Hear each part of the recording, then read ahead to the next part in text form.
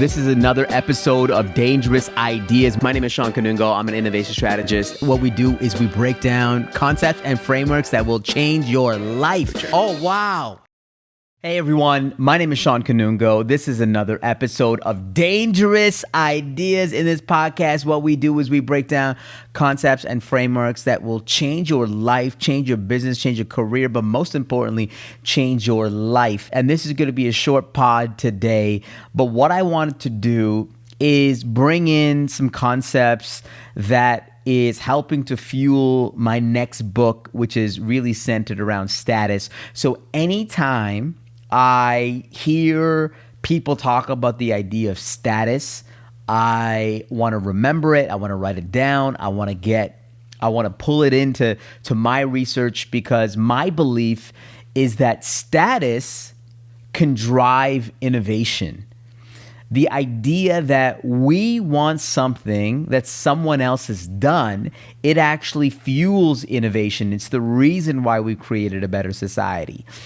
And in this short segment, I'm going to be bringing two clips and a bonus clip later and talking about some current events that are happening at the end of it, but bringing two clips that are closely related around the work of René Girard, who came up with this idea of mimetic desire. It's quite simply, mimetic desire is this idea that it's the idea that as humans, we don't come up with our own desires. We are just imitating the desires of others. It's the idea that we are just constantly, subconsciously looking at what others are doing, and we want what they want. And in these two clips, you will see two different leaders, thought leaders, talk about this idea. I'm going to drop the first clip here soon. This clip is from the All In podcast, one of my favorite podcasts. We've dropped this podcast in this Dangerous Ideas podcast many times, but Jason Calacanis and David Freeberg just recently interviewed Jonathan Haidt, and who's also been dropped in this pod many times. And so I love this collaboration between Haidt and the All In pod. And in this clip, one of my favorite podcasters, one of my favorite authors talking about status. Let's drop the clip. Right. So I don't know that I want something until I see someone else with it. Like, that becomes the notion of desire for me. And, absolutely. And that plays into, like, I see someone with 1 million likes on their photo. I don't have 1 million likes on my photo. So I suddenly want that. Like, that creates a new emptiness in my spirit that didn't exist before, or in my brain that didn't exist before, that then I'm on this constant circuit looking for, how do I do something that creates 1 million likes? Because that's something that others have that I don't have. Yeah, that's right. There's a great thinker who I know is talked about in Silicon Valley, René Girard, Frenchman who taught at Stanford. I read some of the chapters of one of his books, and I read some summaries of his work, and I think it's brilliant. And the key thing is this. We kind of naively assume that young people copy what they see other people doing, but that's not true. If my kid sees me doing something, they're not going to copy me. I mean, when they're 2, they do, but not older. If they see some other kid doing something, they're not necessarily going to copy that just because the kid is doing it. Girard's point is, what we copy is what they want. So if we don't know what to want. I mean, yes, if we're hot, we want cool, but beyond that, we don't know what we want. And so we're incredibly attuned to what everyone else in our reference group is wanting. Mm. And that's always been the case. And of course, advertisers in the 19th century began to pick up on that. How do you make it seem like everybody wants this product? So advertising has always been about trying to really activate this René Girard mechanism that we're copying each other's wants. And that's where I think influencer culture represents take it to its extreme conclusion, where I speak to young people. They come to ask me for advice on how to be successful. And some of them have not even thought about what they can do that would be of worth to anyone. All they're focused on is how to get more followers. Right. So, everybody wants likes and followers. So I want likes and followers. Well, in the world before this, you had to do something to get prestige. You had to have a skill. You had to play guitar. You had to be a rock singer, etc. It's interesting. I interviewed Simon Sinek a couple of years ago, and I asked him about the idea of influencer culture.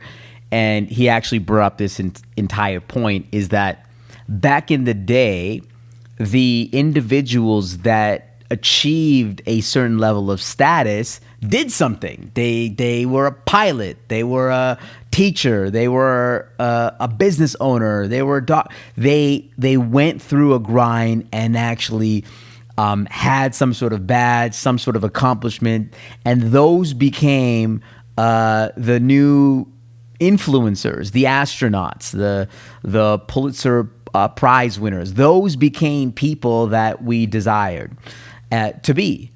And I think what's really beautiful about what Jonathan Haidt is saying here is that it's not about copying others. It's actually copying what they want. And the problem with social media is that it is a economy of like wants. All we're seeing is what people's wants are.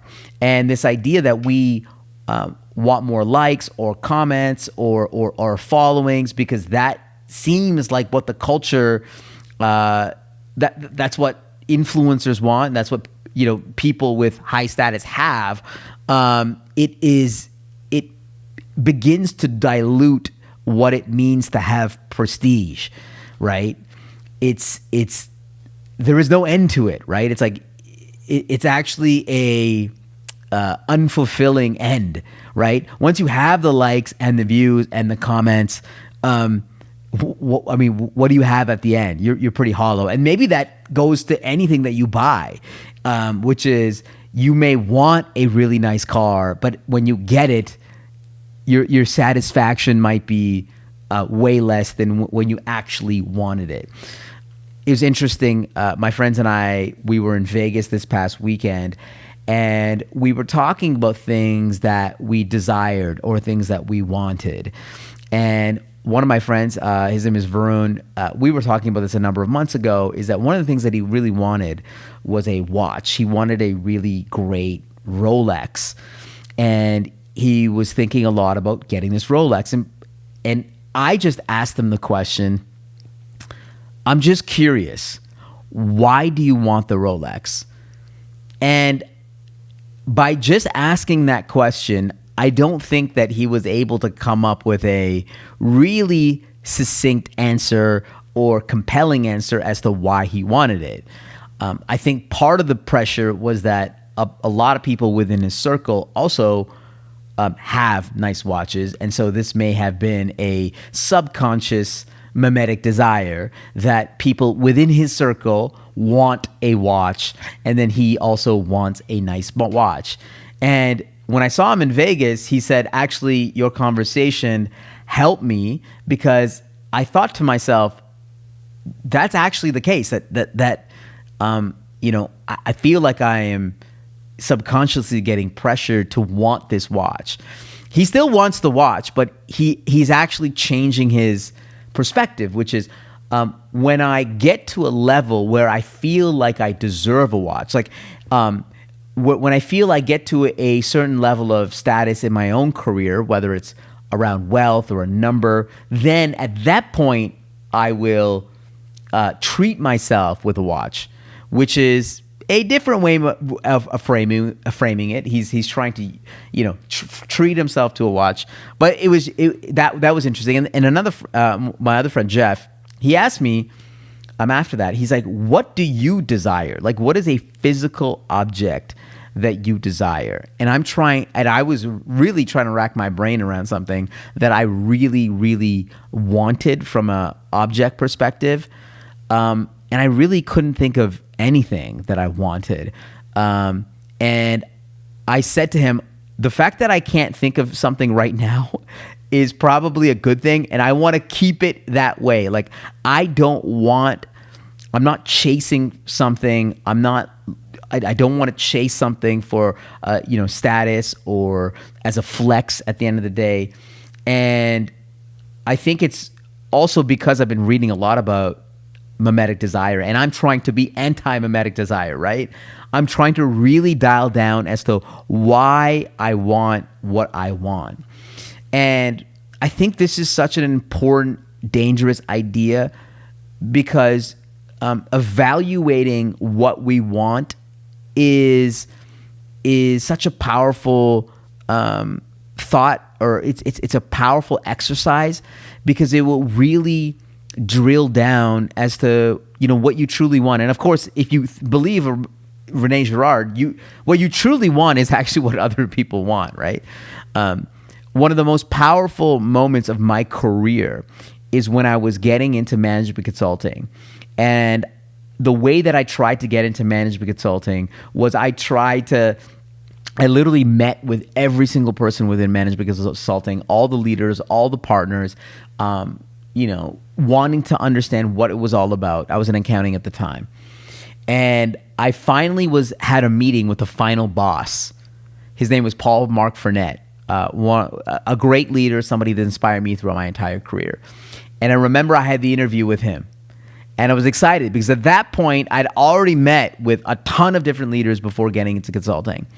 And I met with Paul Mark, and this interview changed my life. I left this interview crying. Paul Mark asked me why I want to go into management consulting. And I gave him a response that I love helping clients. I love advising clients. That's why I want to be in management consulting. And then he asked me why.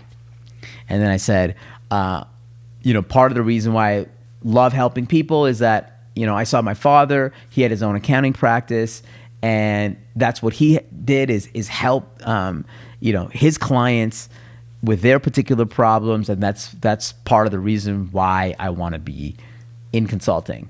And he said, but why? Why do you want to do what your father does? And then I'm like, because I love helping people. And then he's like, why do you love helping? He kept for an hour, he kept on asking me why I want to do what I want to do and why I want to get into consulting. And at the end of this interview, I was crying. He broke me. He absolutely broke me. And I remember walking to the elevator. One of my mentors, Kwok Wong, he asked me how it went, and I was like tearing. I'm like, I'm not gonna get in. Like, I've tried so hard, I'm not gonna get in. That it was the worst interview that I've ever had in my entire life, and I was devastated. And then Kwok talked to Paul Mark afterwards, and Paul Mark was like, "Yeah, I think he's gonna be good." And I was like, "What in that meeting told you that I was gonna be good?" And maybe it was, I don't know what I said, but maybe there was a kernel of my rambling that Paul Mark saw that truly showed why I wanted to get into management consulting. And the reason why that was a powerful moment for me is because when you keep asking yourself why, you get to the heart of it. You get to the truth of it.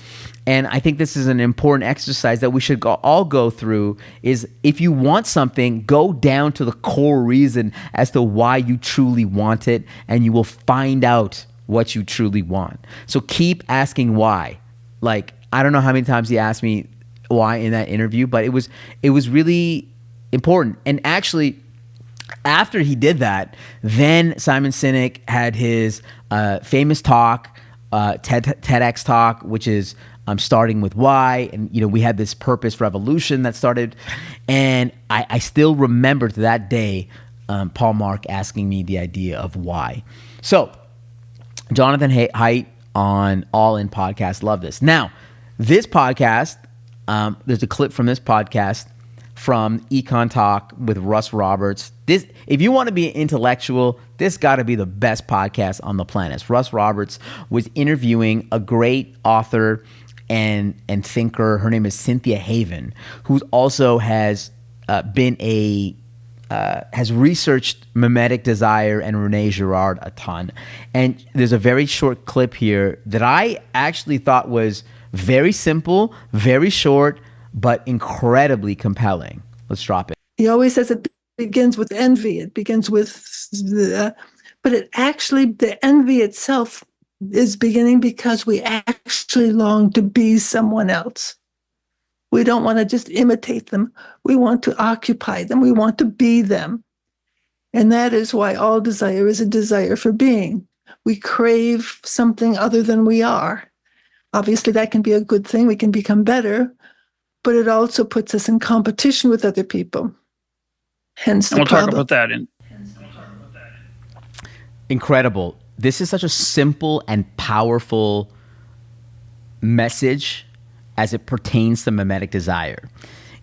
Mimetic desire is not just the idea of imitating somebody else.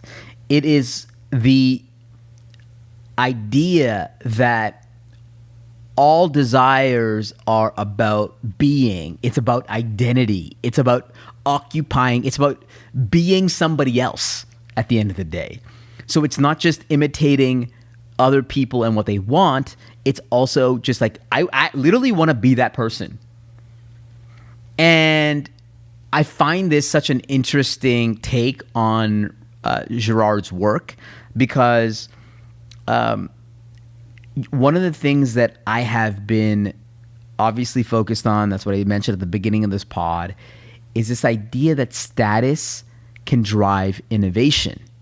The reason why we want to achieve greater goals, the one of the reasons why we want to become a better person, the reason why we want to create a better society, is actually driven by status. And if we take Cynthia Haven's take on the idea that status, or this idea that desires are about being someone else, then if we want to drive innovation, then we should put up the people that we think can drive the most desire. So what do I mean? Let me break this down in a practical example.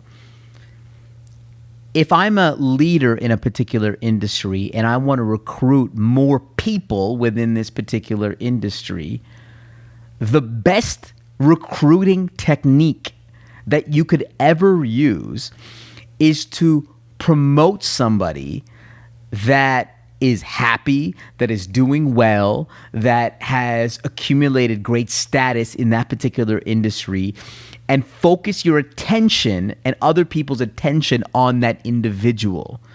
Because then we can inspire other people about wanting to be that particular person. I mean, we can look throughout history and look at others and how they've recruited people within their particular industries. We can go to the Roman Empire. In the Roman Empire, they had these great things called the Roman triumphs.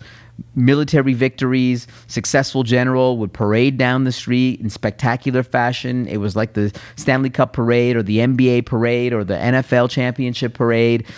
And all these kids, they didn't have television. They didn't have social media. But what they did have is these parades. And these generals would wave to their supporters in Rome. And the reason why the Roman Empire was so successful for over 1,000 years is they reportedly had over 200 to 300 Roman triumphs. And I can't validate that. I wasn't born during that time. If you go back to the history books, they will dispute how many they actually had. But they said about 200 or 300 Roman triumphs. And it makes sense.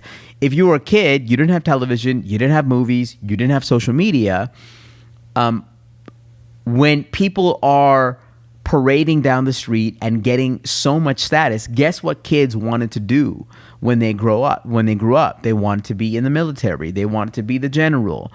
And it was a great recruiting mechanism for them. So let's take this to where we are today in 2024. If you want to create, and I've been railing against this when it comes to the innovation ecosystem, because, you know, in Canada or in certain regions, they were like, we want to become innovation leaders.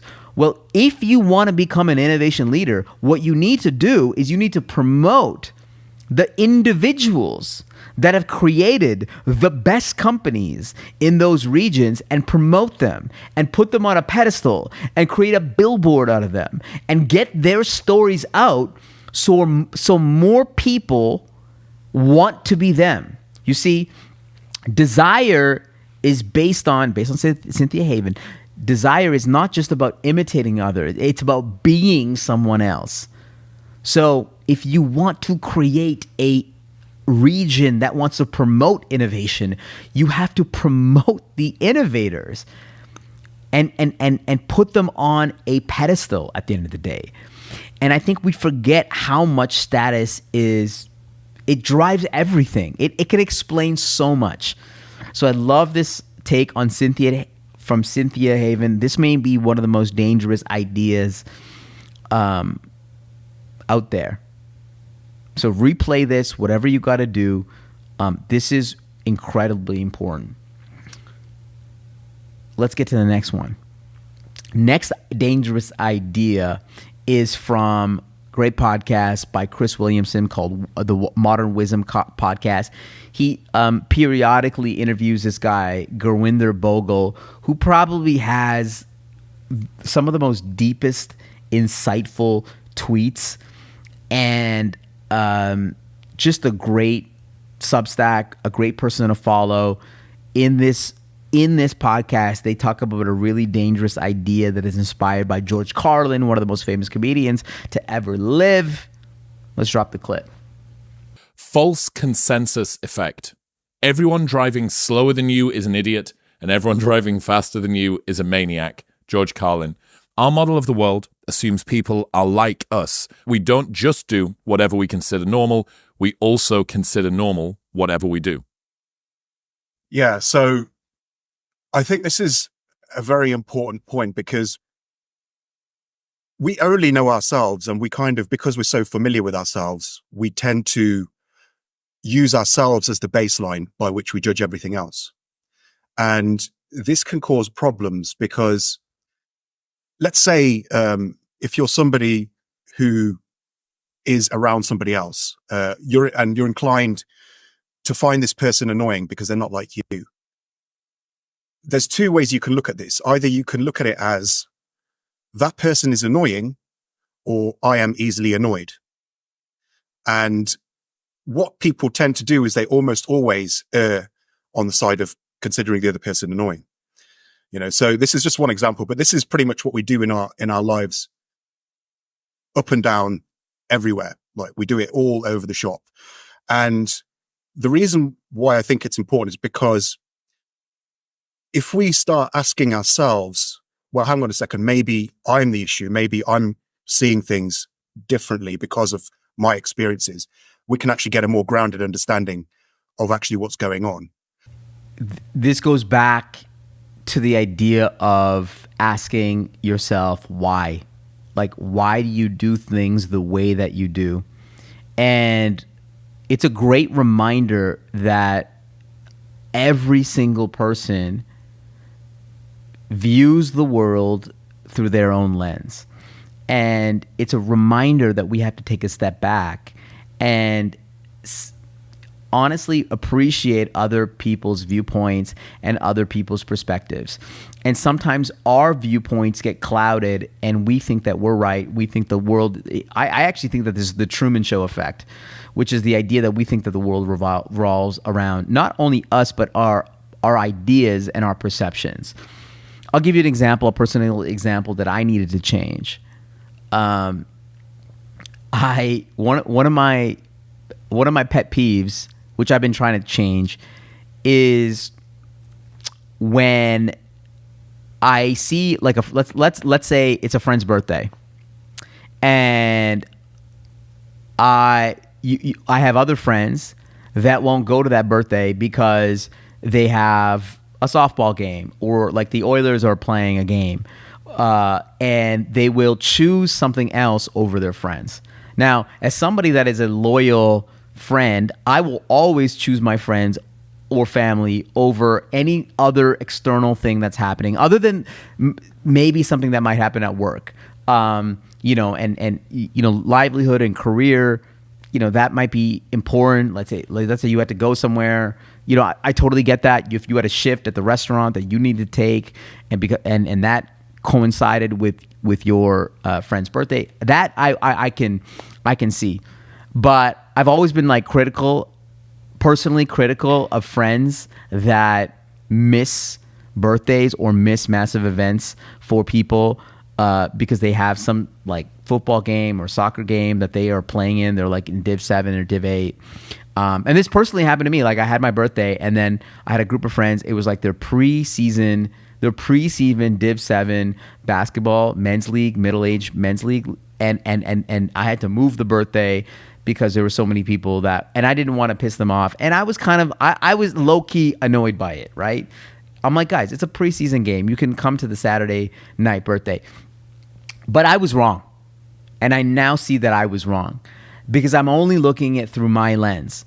The lens of you should be going to someone's birthday because I don't know, that's what I value. But that's what I value. That's not what everyone else value. In fact, people might value like going to that basketball game. They have a lot of enjoyment and passion for that. And it actually gives them more love and to do that than to come to my birthday. And actually, I should be appreciative of that. I should be appreciative that that's their own perspective. And I think it's a really important idea, dangerous idea that we should always step back and say, hey, listen, where are they coming from? Recently, last night actually, my daughter, she's been talking back to me, right? Like, I don't know, something about showering. She's talking back to me. And I took a step back and I said, maybe instead of, talking back to her, maybe I should take in a complete direction. Maybe her talk back is that she actually wants to connect. It's not like she wants to make me angry. Maybe there's some underlying reason as to why she's snapping back at me or being snippy at me. And so I totally changed my frame and I started to be more playful. I started to, role play, pretend that I'm the butler. And she totally changed her perspective. It was an amazing night. It just, by reframing my own perspective, I was able to sort of change the situation. So it's just a reminder that we also have to take a step back and maybe ask the question, maybe I am wrong. Maybe I am wrong. And it's a reminder that I need to constantly do that to say, maybe I'm wrong. So last thing, you know what we do in this pod? We talk about current events. And to be honest with you, right now, there ain't not that many current events. But I will tell you this. There's been something trending on TikTok recently. I guess there is a female urge to put your fries in a Caesar salad. It's been going around on TikTok. But I want to say this with peace and love. I invented the fries in the salad move. I've been doing this forever. You get some sweet potato fries and you put it in your salad. And I'll tell you my reasoning as to why. And maybe I'm just I'm a 21-year-old girl just inside. I probably am actually. The reason why I love putting my fries in a Caesar salad or any salad is because I love a crispy salad. Like I love a hot salad and I want a little bit of a crunch in my salad. And the fry is actually the perfect thing to put in your salad because it's, first of all, delicious. Second, it's crispy and it's hot and it transforms the entire salad. And it's like the salad is healthy and the fries is kind of like a side. So you forget that the fries is unhealthy. And it's a beautiful, beautiful combination. And I'm actually confused as to why more restaurants don't bring the fries on the salad. I think it's an incredible combination. And more people should embrace the salad, the fries on the salad. So shout out to the salad fry TikTok trend. I'm with you. Probably the most dangerous idea that we've dropped on this pod. Thank you so much for listening. Dangerous ideas, rate, subscribe, review, whatever you got to do with the pod. I really appreciate you guys rocking with me and loving the solo pods. And we'll see you on the next one.